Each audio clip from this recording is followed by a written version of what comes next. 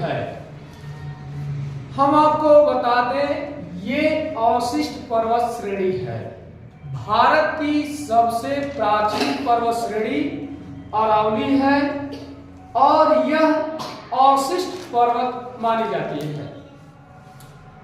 अब इसके निर्माण काल की बात की जाए तो जो निर्माण काल है इसका, वो प्री कैम्ब्रियन युग में हुआ था अरावली के बारे में। अब यहां से बात की जाए तो ये अरावली पर्वत कहां से लेकर कहां तक फैली हुई है। जैसा कि आप मैप में देख रहे हैं, इस अरावली पर्वत का जो विस्तार है वो दक्षिण पश्चिम से लेकर उत्तर पूर्व तक है। अरावली पर्वत का विस्तार दक्षिण पश्चिम में से लेकर उत्तर पूर्व तक, यानी दक्षिण पश्चिम में कौन सा स्टेट पड़ता है, तो ये दक्षिण पश्चिम में जो स्टेट है उसका नाम है गुजरात। उत्तर पूर्व की बात अगर करें, ये कौन सा है, ये आपका है दिल्ली।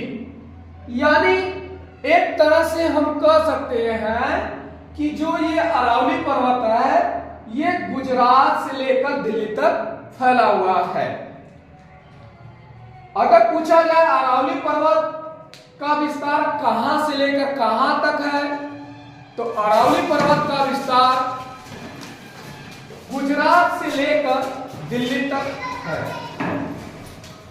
अब अरावली पर्वत के बारे में आगे जो बात की जाएगी वो है अरावली पर्वत की प्रमुख चोटियां कौन कौन सी हैं। तो अरावली पर्वत की प्रमुख जो चोटी है वो हर्षनाथ और जरगा है। अरावली पर्वत की प्रमुख चोटी कौन कौन सी है, हर्षनाथ और जरगा है। अब ये देख रहे हैं कि यहां पे पूछा जाएगा कि अरावली पर्वत के पास जो पहाड़ी पाई जाती है उसका नाम क्या है। तो जो अरावली पर्वत है उसके समीप पाई जाने वाली जो पहाड़ी है उसका नाम है आबू। क्या नाम है, आबू।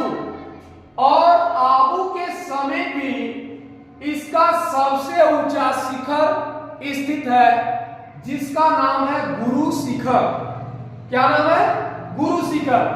तो एग्जाम में क्या पूछा जाता है कि अरावली पर्वत का सबसे ऊंचा शिखर कौन सा है या सबसे ऊंची चोटी कौन सी है। तो अरावली पर्वत का सबसे ऊंचा जो शिखर है उसका नाम है गुरु शिखर। इस अरावली पर्वत में एक दर्रा पाया जाता है जिसका नाम है पीपला दर्रा। अगर हम अरावली पर्वत के बारे में आगे बढ़ चले तो ये मिलता है कि इसका निर्माण जो है धारवाड़ युगीन चट्टानों से हुआ है। और आप जानते हैं कि जब इसका निर्माण धारवाड़ युगीन चट्टानों से हुआ है तो इसके आसपास जो धात्विक खनिज है, जो अधात्विक खनिज है, उसकी बहुलता पाई जाती है। तो अरावली पर्वत में धात्विक खनिज की बहुलता है। इसके बाद आगे हम बढ़ चले तो यहां से एक फेमस क्वेश्चन निकल के आता है कि जो अरावली पर्वत है वो अरावली पर्वत किसका कार्य करती है। तो भारत की एकमात्र पर्वत श्रेणी है अरावली जो जल विभाजक का कार्य करती है। तो वह कौन सी पर्वत श्रेणी है जो जल विभाजक का कार्य करती है, तो कौन सी है, उसका नाम है अरावली पर्वत। अरावली पर्वत क्या करती है, जल विभाजक का कार्य करती है।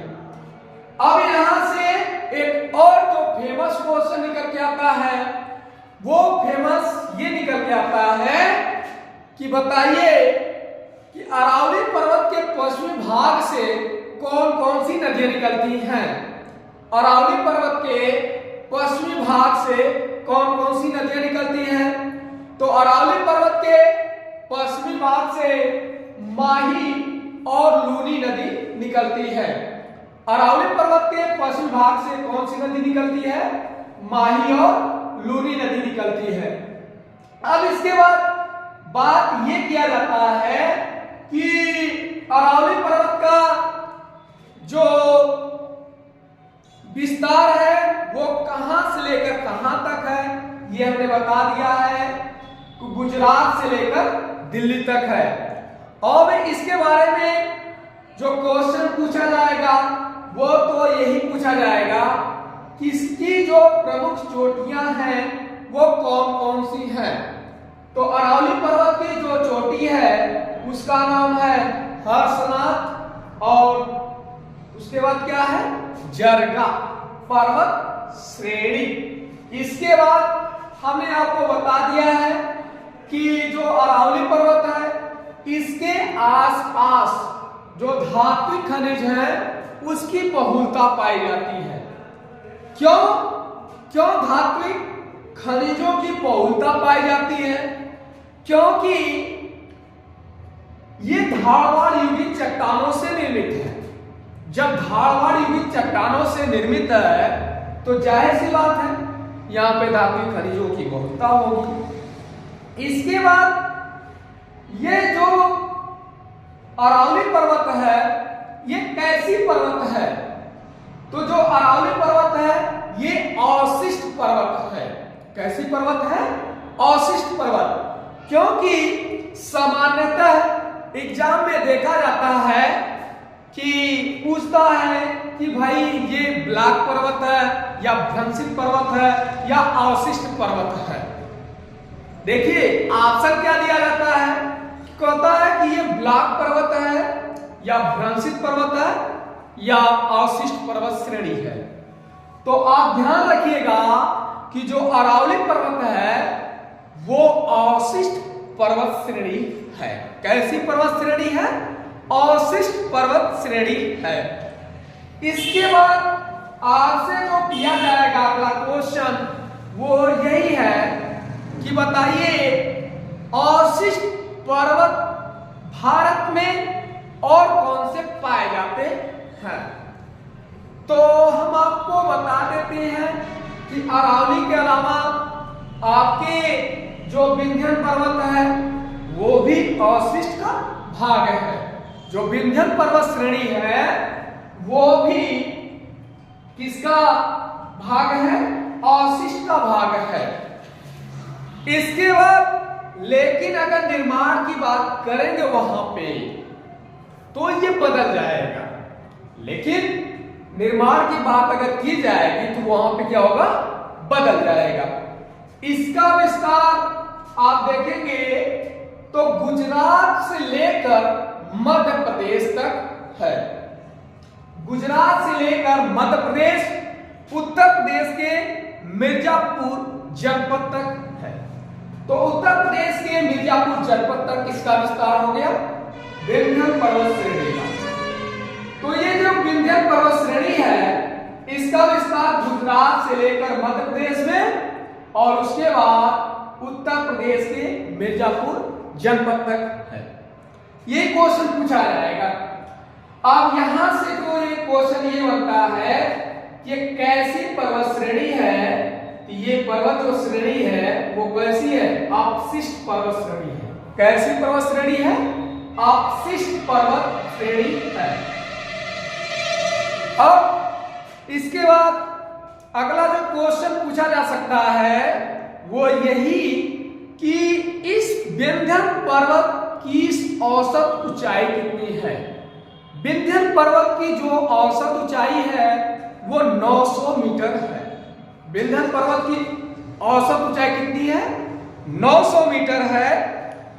इसकी जो प्रमुख श्रेणियां हैं वो कौन कौन सी हैं? प्रमुख श्रेणियां कौन कौन सी हैं? तो इसकी प्रमुख श्रेणियां जो है वो पश्चिम से पूरब की तरफ पाई जाती है। कहां से लेकर कहां तक पाई जाती है? पश्चिम से पूरब। और पश्चिम की तरफ देखिए जो ये आप गुजरात वाला क्षेत्र ये देख रहे हैं, ये है पश्चिम, और जैसे ही आगे बढ़ेंगे तो हमें मिलेगा पूरब। क्या मिलेगा? पूरब मिलेगा। तो अक्सर ये पूछा जाता है कि इसके जो पश्चिम से पूरब की तरफ जो पर्वत श्रेणियां पाई जाती हैं वो कौन कौन सी हैं? तो है भांडे, कैमूर, पारसनाथ। कौन कौन सी पर्वत श्रेणियां हैं? भांडे, कैमूर, पारसनाथ। अब यहां से देखिए, ये बहुत फेमस है, ये अक्सर तो पूछा जाएगा। अब यही एक पर्वत श्रेणी है जो भारत को दो भागों में बांटने का कार्य करती है। तो देखिए क्वेश्चन तो ये बनेगा कि वो कौन सी पर्वत श्रेणी है जो भारत को डिवाइड करती है, यानी भारत को दो भागों में बांटने का कार्य करती है। तो कौन सी पर्वत श्रेणी है? उस पर्वत श्रेणी का नाम है विंध्य पर्वत। यही विंध्य पर्वत उत्तर भारत और दक्षिण भारत के बीच में स्थित है, यानी यही विंध्य पर्वत उत्तर भारत को और दक्षिण भारत को अलग करती है। तो यहां से फेमस क्वेश्चन ये निकल के आता है, किस पर्वत श्रेणी के द्वारा उत्तर भारत और दक्षिण भारत अलग होता है? तो कौन सी पर्वत श्रेणी हो जाएगी? वो हो जाएगी विंध्य पर्वत श्रेणी। इसके बाद विंध्य पर्वत श्रेणी की जो श्रृंखलाएं हैं पश्चिम से पूरब कौन सी हैं? वो श्रृंखलाएं हैं भांडे, कैमूर, पारसनाथ। वो कौन कौन सी पर्वत श्रेणी है? भांडे, कैमूर, पारसनाथ। अब इसके बाद अब ये जो पर्वत है वो कहां से लेकर कहां तक विस्तारित है, यानी उसका विस्तार है तो गुजरात से लेकर उत्तर प्रदेश के मिर्जापुर जनपद तक विंध्य का विस्तार है। अब इसके बाद अगला जो क्वेश्चन बनेगा तो हम तो बता ही दिए हैं, इसके बाद सतपुड़ा के बारे में हम अगले वाले वीडियो में देखेंगे। तब के लिए धन्यवाद।